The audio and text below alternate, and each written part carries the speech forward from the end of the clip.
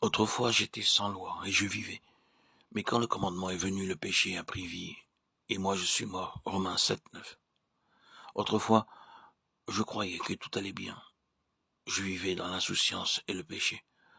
Lorsque survint le tu dois ou tu ne dois pas de mon Créateur, aussitôt quelque chose s'éveilla en mon cœur, qui s'éleva contre la loi divine, et je découvris que j'étais sans force pour résister au mal et obéir à Dieu. Le péché prenant occasion de la loi affirmait sa puissance et ses droits sur moi. Il me séduisit et je succombais sous ses assauts répétés, sachant que le salaire du péché, c'était la mort. Le péché m'a séduit et m'a fait mourir. Romains 7, 11. La loi de Dieu aurait dû, semble-t-il, me conduire à vivre plus près de lui. Or, j'ai fait l'expérience contraire, de chute en chute. Je devins toujours plus vulnérable au péché. Et aujourd'hui, je suis plongé dans l'abîme du désespoir. Ce qui aurait dû me faire vivre m'a fait mourir. La loi est sainte, le commandement saint, juste et bon.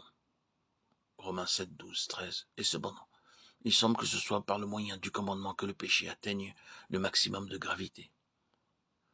C'est le commandement qui me révèle son abominable domination et l'esclavage où je gémis sans pouvoir le briser. C'est effectivement par la sainteté de la loi que le péché est manifesté comme péché. Quelles sont merveilleuses les voies de Dieu pour révéler le péché à sa créature et son besoin d'un sauveur. Pour que le péché soit haï, abhorré, il faut d'abord qu'il soit vu tel qu'il est. Et ce n'est que lorsque l'homme se sait perdu qu'il sent le besoin d'un sauveur. Enfin, la profondeur de la chute doit être comprise, mesurée, pour que la hauteur, la profondeur, la largeur et la longueur de la grâce offerte puissent l'être aussi.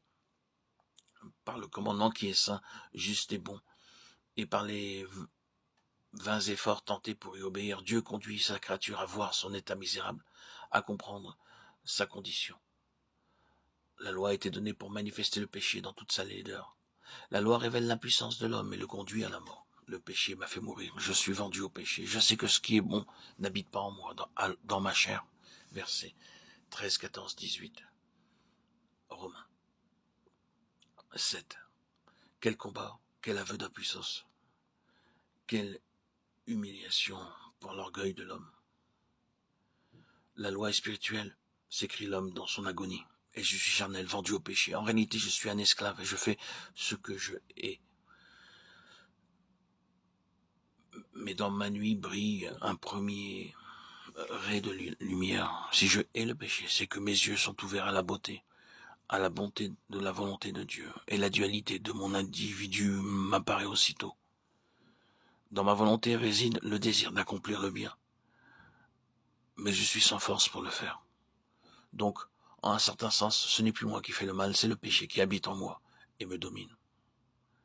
Esclave, je suis esclave. Et quel esclavage est le mien? Mais maintenant, je le sais. Je sais dorénavant que le bien n'habite pas en moi, dans ma chair.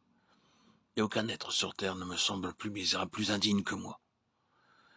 Comment pourrais-je encore penser intérieurement ce qu'exprimait le pharisien de la parabole? Je te bénis, ô Dieu, de ce que je ne suis pas comme le reste des hommes. D'autres âmes connurent-elles jamais la puissance de mes chaînes et l'abîme où je me sens mourir? Je ne fais pas le bien que je voudrais faire et je fais le mal que je hais. Le mal est comme lié à moi lorsque je veux faire le bien, car je prends plaisir à la loi de Dieu selon l'homme intérieur. Mais je vois dans mes membres une autre loi qui combat contre celle de mon entendement. Je suis tenu sous la domination du péché. Je suis son esclave.